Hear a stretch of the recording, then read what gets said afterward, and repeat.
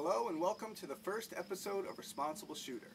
Before we begin, I'd like to make clear that if I'm not wearing my safety glasses and my ear protection is around my neck, the gun I am handling has been unloaded, double-checked to be clear of any live rounds, and is 100% safe.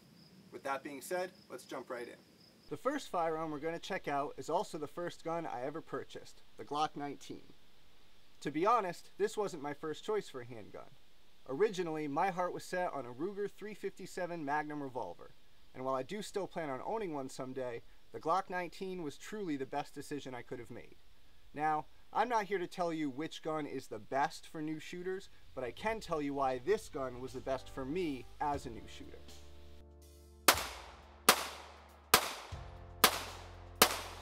I'd like to start with a somewhat controversial subject, something that can be debated ad nauseum, but is a huge deciding factor in choosing your firearm: looks. Now, you might tell me, I don't care what my gun looks like, as long as it works when I need it to, which is a valid point, but you can't ignore the classic cool factor that comes standard with every Glock. Next to the model 1911, the Glock is arguably the most iconic and recognizable pistol on the market. Since its release in 1982, these guns have been used and abused by law enforcement, military, and civilians alike. To this day, they remain one of the most reliable brands available, at a price that's appealing to first-time buyers as well as long-time collectors.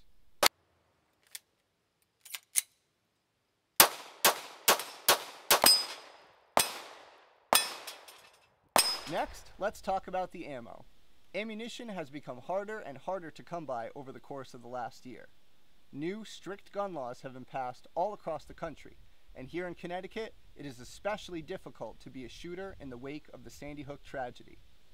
The 9mm round is one of the most widely produced pistol cartridges, second only to the .22 long rifle. This means if you're lucky enough to even find ammo, it should be in stock. Here we have the 30-round magazine. As of April 4th, 2013, it is illegal in Connecticut to carry a magazine loaded with more than 10 rounds. Any large capacity magazines purchased before that date must be registered with the Department of Public Safety, and failure to do so is a felony offense.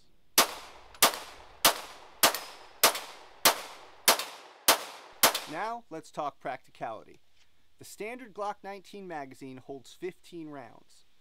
Larger magazines mean less reloading at the range, which is something everyone can appreciate. The construction of this pistol is my favorite part. A steel slide and barrel sit atop a plastic frame, its most noticeable attribute when compared to guns of its time. We will now disassemble our firearm. The first step is to release the magazine and verify that there are no live rounds in the chamber. Next, pull back on the slide and lower the release mechanism. Pulling the trigger now will let the barrel and slide come clean off the front. Next, you can remove the spring and the barrel. And now your firearm is ready to be cleaned.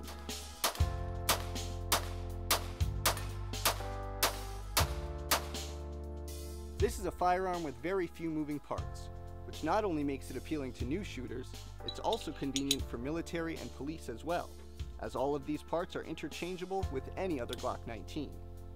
Its simple assembly leads to simple disassembly, which makes it easier to clean and maintain. How often should you clean your Glock? Well, that's really up to you. Some people like to clean it after every use, which is an especially useful habit for new shooters to get into. The more you familiarize yourself with your firearm and its parts, the more comfortable you will be in its use. I'll leave you with this. When seconds matter, how far do you want to pull that trigger? The Glock's 5-pound trigger pull is lighter and smoother than firearms that cost twice as much. Do you think the Glock 19 is a good choice for a new shooter? Tell me in the comments below. Next time, we're going to talk about a Ruger firearm with a very unique attribute. And as always, shoot responsibly.